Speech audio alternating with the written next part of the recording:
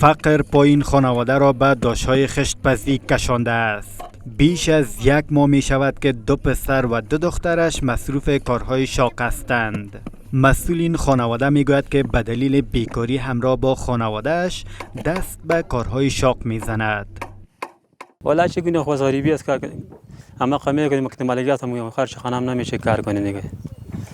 بس مجبوری لجاست نه که تم کار میکنیم که خرج خانه بره. کم تفلکه ما وقت روزی کم میکنیم بخوریم نه. عمران 9 سال دارد و به جای رفتن به مکتب به این داش خشتپزی می آید. 2 خواهر و 1 برادرش نیز از صبح تا شام خشت قالب می کنند.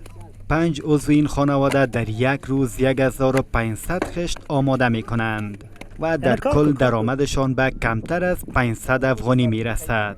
دلیلش این است که ما کار میکنیم، کار نکنیم نگه تو نه نمیرسه.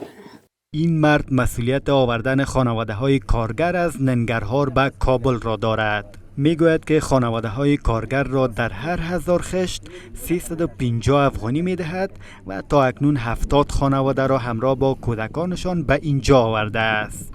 این وشتکایشان ریک میاره، خشت استاد میکنه او کٹایش که از کلانش اینمی خشت میزنه.